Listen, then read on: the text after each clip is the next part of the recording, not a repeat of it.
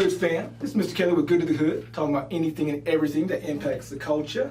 And today I have a returning guest, Mr. Halim Ali. Oh, man. Appreciate you coming. Pleasure, brother. For those of y'all that keep up with the show and the program and whatnot, my brother's been on, we got 2 episodes with him, which you should definitely go check out. But I thought it only fair that I bring him back and talk about specifically some things that are important to you, right? I feel like, right on, bro. You know, as right one on. hand washes the other, both hands wash the face. You understand? So that's how it's supposed to work. Yes, sir. Right, yes, right? sir. My man. So I know that you're a part of an organization, right, or nonprofit that you founded. Yes. Okay. So, and what is that? From the Heart. Brother. From the Heart. That's right. From the Heart Enterprises. From the Heart Enterprises. Okay. Yeah, and I started From the Heart in 2016, and to be honest with you, it was originally built around, I just wanted to bring the men in my family together for something other than drinking, partying, Okay. right? Yeah. Because we have so many strong, brilliant men on both sides, my mother's side of the family and my father's side. Okay. So I brought in cousins from my father's side, cousins from my mother's side, my brothers, and we would meet every week on Wednesdays and go through agendas and events and items. I mean, just at your house or at whoever's house? Well, we actually, my younger brother is the head coach at Overland High School, so we would actually meet at Overland. Oh, nice. Okay. Right. I've done programs at Overland, so our original programs began with our youth, our boys, and our girls. Right? So my brother's daughters, my cousin's sons, right? We brought together the men and then brought together their children for the rites of passage programs and for all of the programs. This was a family thing. Okay.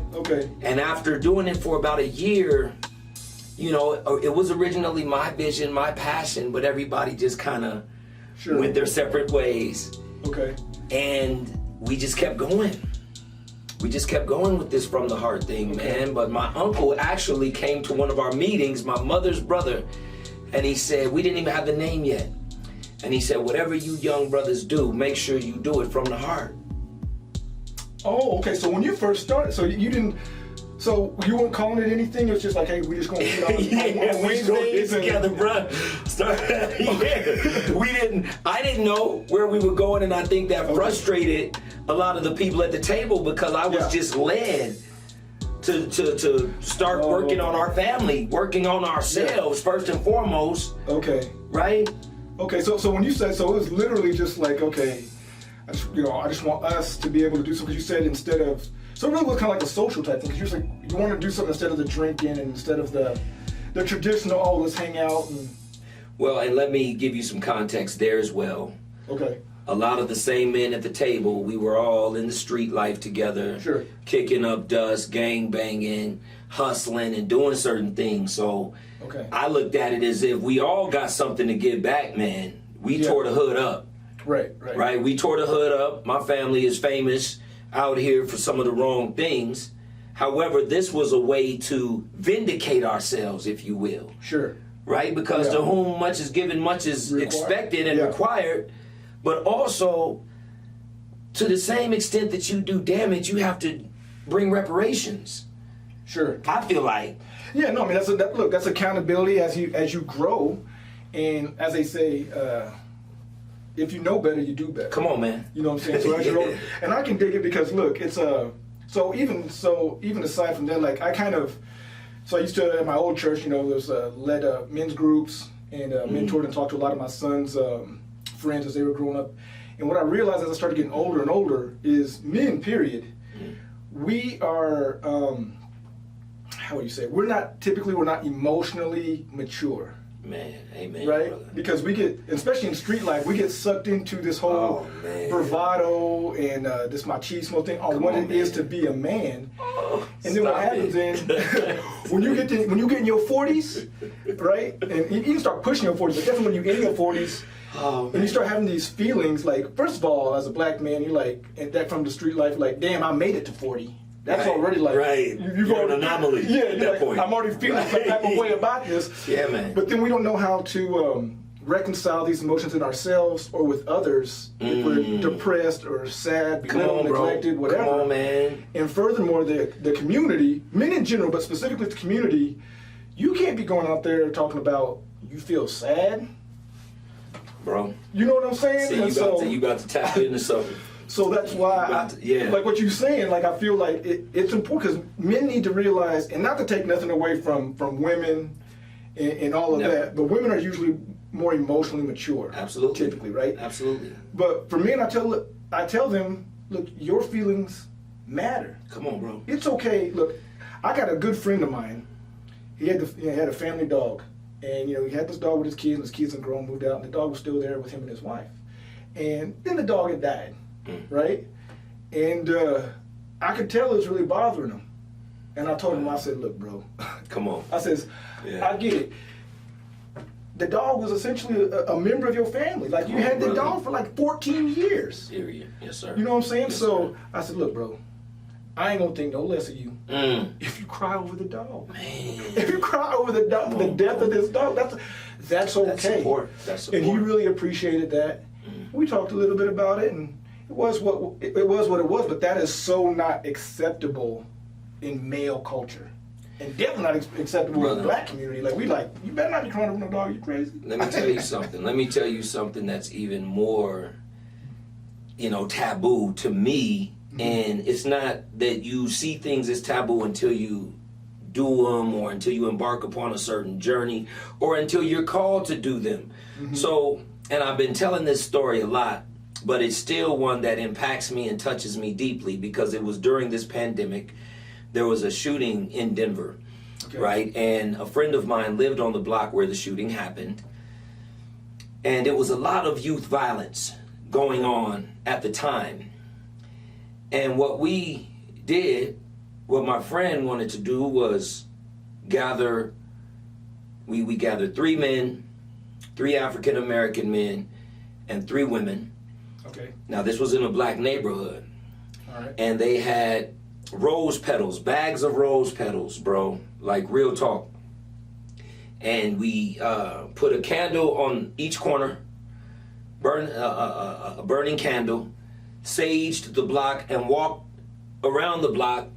And I'm in the front throwing rose petals out of a big bag on the sidewalk. And kids are coming out, and black families and brown families. Sir, what are you guys doing? We are just here in response to the recent acts of gun violence that are being perpetrated by our youth, to let them know that we love them, that we support them, that we're here for them. Whole families would say, sir, can you come in my house and pray for my family? Can you come and pray for these children over here? And it wasn't because I was wearing a white collar or a black robe, nor did I say I was any particular religion. I was doing the work of a man of God. Because I feel like when you say you're a man of God, or you're a man of truth, or a man of faith, that should be indicated by the characteristics you exude, by your conscious deeds and actions. Right? Because it's easy to hide behind a title and just hand off your duty or responsibility to somebody who's not here anymore, where he's already gone for my work or died for my sins. Nah, brother, you still got work to do here for your own salvation. And your own work. So doing that, as a young man, I could have never done that. That would have been taboo. I would have been characterized as gay. Because that would have been a characteristic. Girls throw out flower petals. So this hyper masculinity that we exude in all areas, and when we're free of that, and I just started doing it without thinking about it. I just started doing it without thinking about it, and before I realized what I was doing, I was actually casting off this suit, this coat of perceived armor, right? I was casting it off, all of the preconceived notions and the connotations and the expectations of masculinity from this hyperactive society we live in. This, like you said, machismo. Everything is it's overly masculinized. Right? Well, I even think that. So with that, I mean, I think there needs to be a balance. So obviously, there definitely has been this abstract what it means to be a man and this over aggression, whatever. But I will say the remedy is not to go too far the other way either, because I feel Absolutely not. that the man's place, yeah. society has tried for a number of years. This isn't a recent ordeal. Society has tried to overly feminize men as well, because a lot of people feel like there's not gender roles, or there shouldn't be gender roles, and that a man can't be, in my view, can't be really what a man is. Now, when I say that, it's to say a man is naturally, by nature, a man is naturally going to be a little bit aggressive. Testosterone makes it that way, but it's how you use that. That aggression should be used not to attack another brother, but should be used to make you very aggressive in being ambitious, motivated, maybe protective over your women and children. In that regard, protective over your brother, but not in the sense of just full blown. You know what I'm saying? Absolutely. Being overly aggressive. Absolutely. You know, it's kind of, when I tell that to people, like it's really, there has to be a balance. You know what I mean? I agree. There has to be a balance, but you can't 100%. overly soften a man. You know what I'm saying? And But then, what happens when you overly harden a man? no, that absolutely, Right? yeah. You overly harden a man, you actually get to the point where you take away his humanity. Come on, brother. Yeah. And So this is yeah. what we're witnessing in this culture right now. Everybody is buying guns because they attribute that to masculinity, right? Feeling like this is the only way I have to protect myself. You know, I see when we're talking about gang violence, and in our era of coming up, I had one of my sisters shed light on me the other day, and she was talking about the spirit of homosexuality that most of our men, that a lot of our black men are captivated by. And she said, think about it, Halim. You may not have ever wanted to sleep with a man or touch a man like that, but you've beat plenty of men to a pulp. So that was your way, right? You had the longing to hug a brother and say, I love you, brother, right? But because that was taboo, you know what I mean? Where you don't, you pull yourself up by your bootstraps. Boys don't cry. We do this. So now, the only way I can, when I look at you, and if I want to express love to you, I feel like I have to hurt you or fight you because I want to touch you. I look at you. I feel like you're beautiful. But I can't just say, brother, you beautiful, fam. I love that outfit. No, I'm going to look you up and down, even though I'm admiring you. Interesting. I'm admiring you, but I can't say that I admire you. Because I feel like it would make me less. Instead, by making you more, I feel like it makes me less. That could be, that's the very foundation of a hater. that's literally the, you know what I'm saying? Like, because we should have to champion each other, because look, if that brother makes it and gets signed to a label, or he buys this car, buys this house, or gets this job promotion or whatever, we should congratulate him, because regardless of what he made, his pockets don't touch my pockets. So what difference does it make? I might as well congratulate him on his accomplishments. If anything, I should holler at him and be like, how can I be down?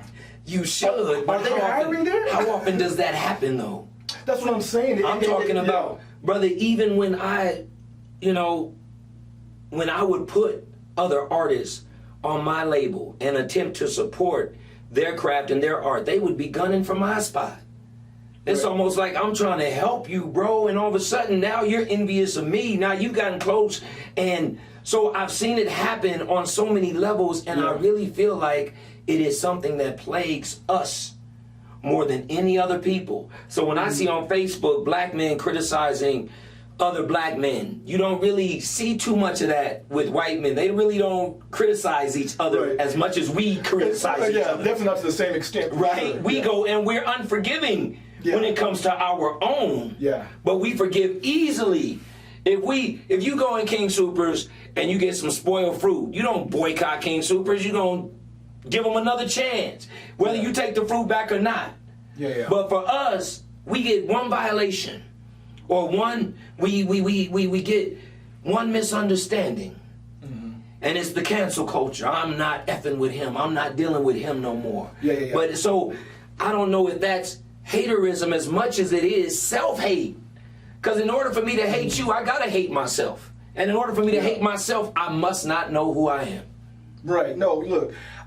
So some of these brothers that I mentor, and I was talking to this guy, and he was going through some marital problems, and I was talking to him, and I said, look, let me ask you something. Do you love yourself? Come on. Right?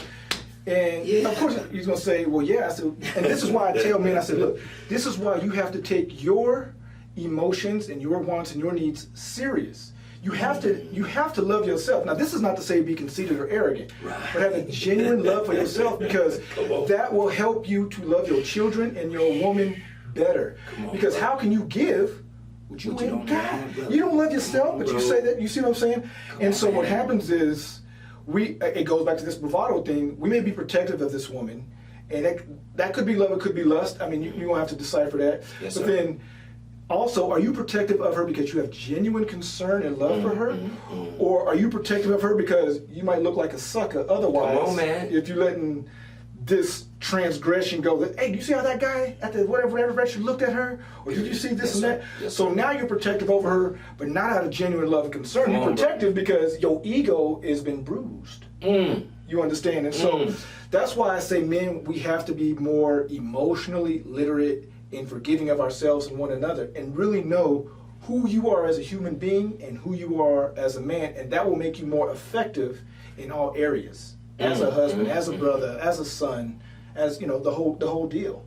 You gotta love you. And man, it's easier said than done. I did had a conversation with street fraternity yesterday around gang violence, retaliation in our youth, and some of the things we talked about. What are the home conditions for a lot of these youth? What are they being exposed to? Right? Because here's the thing. If you are born and you're growing up and you're watching your pops, abuse mom, or you're watching pops switch cars and put more attention on shoes and sneakers and money and work than anything else, this is who you think you are. So when we talk about knowing who we are, but not being defined by what our parents were, not being defined by what our grandparents were, because a lot of things that we do, the customs that we inherit, right? If when I looked up, because I was a curious youth, and when things didn't make sense to me, I would do the diligence. So I'm like, okay, they say that Jesus was born on Christmas. And what does Santa Claus have to do with this? So then I look up, I do research, and I find out this is Nimrod's birthday, and he married his own mother, Semiramis, and had 3 kids, the ultimate act of incest, and the first tree, and also what it says in Isaiah 10:25 or something like that, when it says, learn not the way of the heathen, nor be dismayed at them. For the heathen will go to the forest, cut down a tree, decorated with tinsels of gold and silver. So I'm finding these things, and I'm taking it to my parents and my aunts. I'm feeling like I've discovered something great. Right. Like, look, we're actually being hypocrites celebrating this. Right. My aunt looked me in the eye. She was like, baby, I don't care.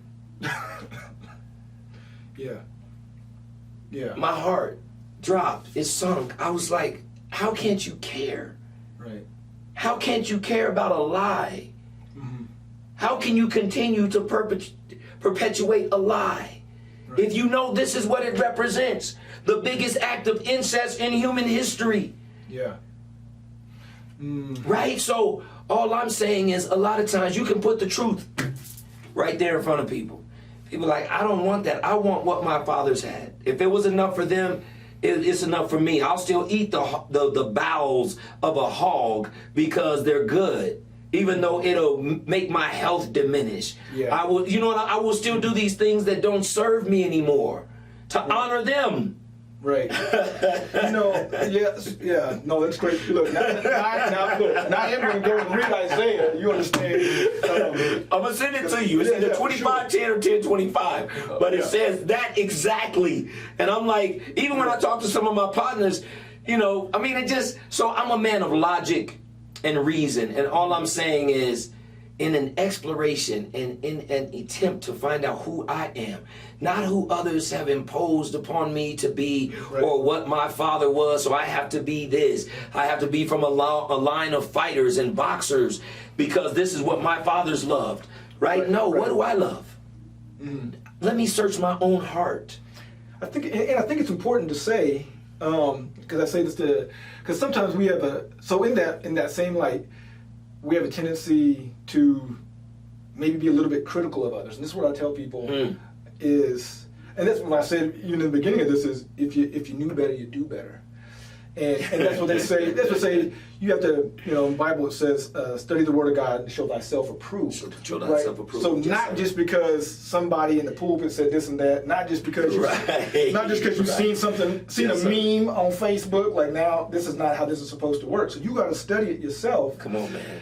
And life to me, I always use the analogy of this. I say, look, if we compare life to your school career, right? You could never go to 4th grade until you complete 3rd grade. Period. And you can never go to 5th grade until you complete 4th grade. Yes, sir. And if you fail, you will be held back and have to retake 4th grade. So what happens is I find sometimes in a lot of spiritual communities of whichever faith, but a lot of spiritual communities is we'll look at this brother and we'll really chastise them and come across critical or judgmental because they are in the 3rd grade of their journey. And I might be in my sophomore year because I've gone through this way. Man. But I have to remember, I was once in 3rd grade too. Yes, sir. So you got to be patient with that guy. Brother.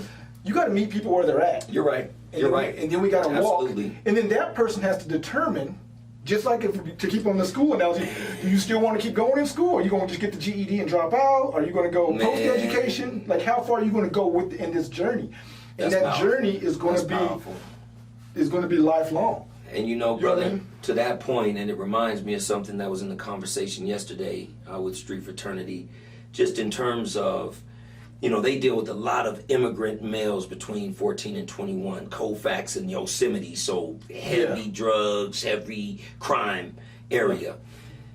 But one of the conclusions that we came to yesterday is just like you said, even when we lead these youngsters to water, we can't make them drink. They have to make it up in their minds that they want the change, because what are we competing with? We're competing with video games that are full of violence. We're competing with movies, television, everywhere, that's full of violence and death. Right? So now we have 2 hours a week to speak life into these youth.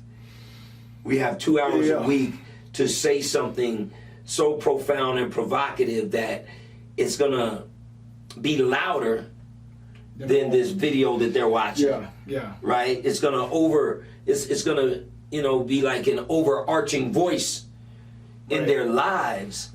So you're going out a whole week with 2 hours. 2 hours, brother. And a lot of times when they come back, we'll do all the unpacking, and then they'll go back to a toxic environment.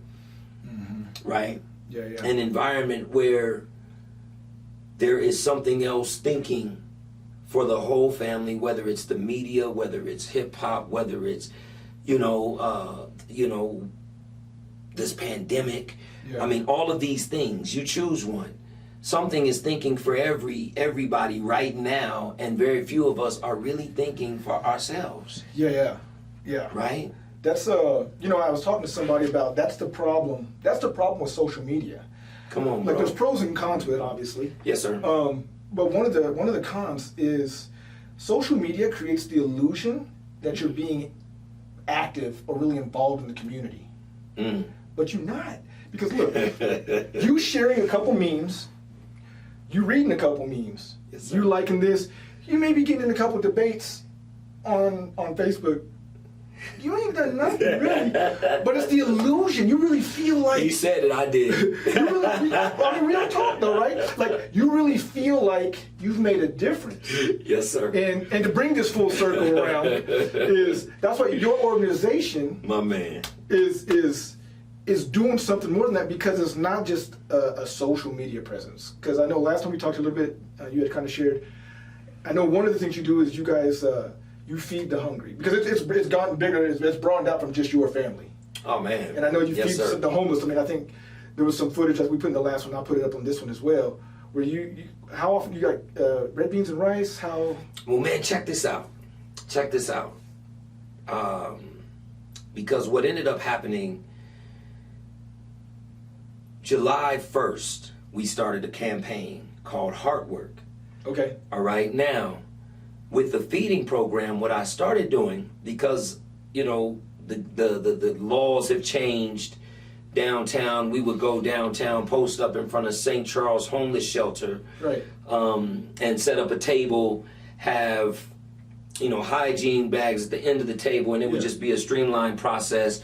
You know, you have your bowl, rice, red beans, put your cornbread in there, grab a bottle of water, we may have a dessert or something like that. Okay. This was pre-COVID. Now, in an effort to sustain, you know, the program, what ended up happening, I started to go visit a partner site each week in Montbello, 37th in Paris.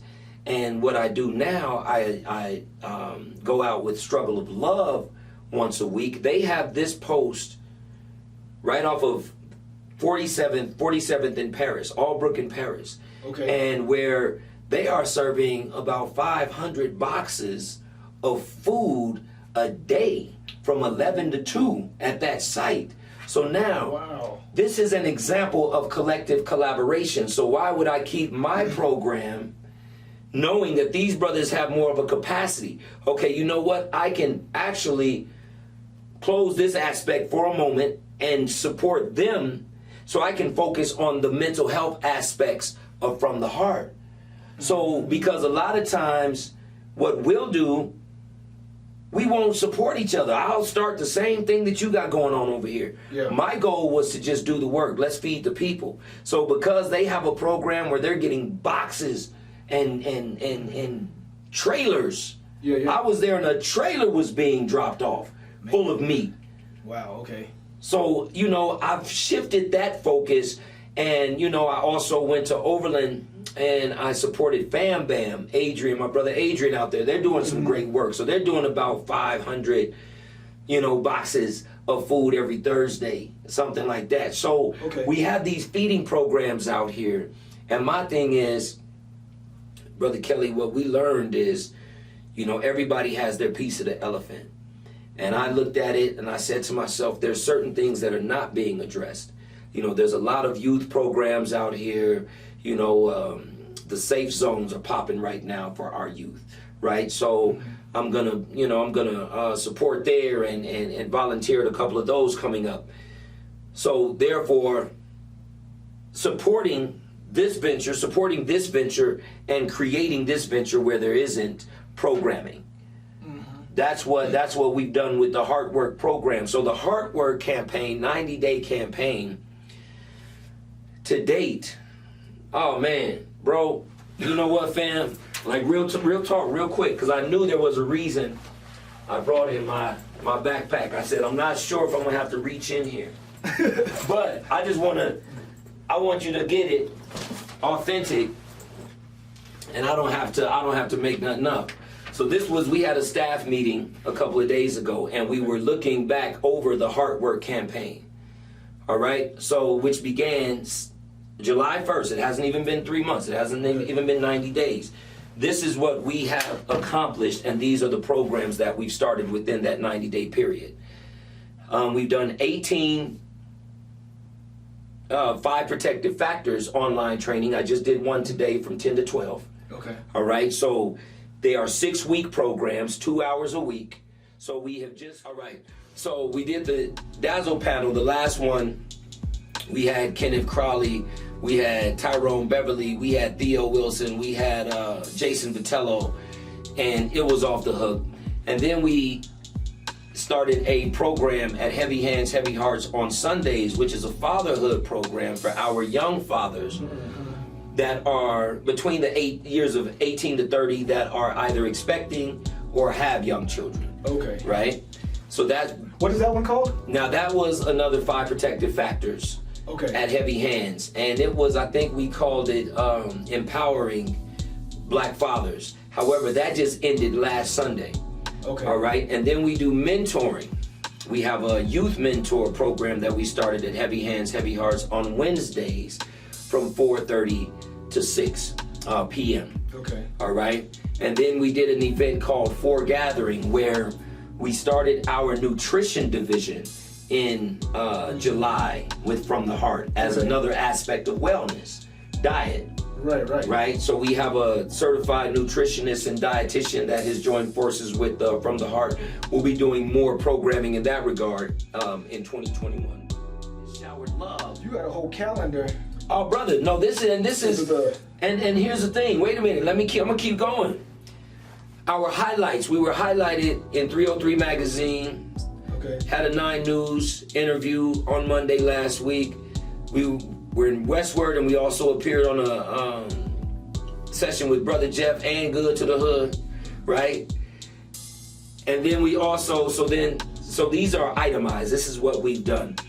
We're part of a cohort called Men Up, right? And this is a cohort of a very diverse group of men from all different races, backgrounds. You know, we have Japanese men in Boulder, Fort Collins, and we come together once a month. We used to do it in person for the last 3 years. But we come together once a month, man, and we just talk about our communities, right? So we've hosted a lot of those courageous conversations. We have established some new relationships, you know, with several community organizations, Family Forward, Favor, Heavy Hands, Heavy Hearts, Star Girls, Struggle of Love, D-Pals, Fam Bam, right? And, you know, we have an in-house videographer. My man Kevin Michaels came on about 3 weeks ago. Okay. So this has been the hard work campaign. Right. And here's the thing, I didn't set out to do this much. Just found ourselves it just manifests doing itself into I mean, so yeah. Yeah, man. So who knows? So, and this is within the first 90 days. I mean, well, not even officially in 90 days yet. Not even officially. Yeah. September will be 90 days. Right. Okay. So who knows how big this will be?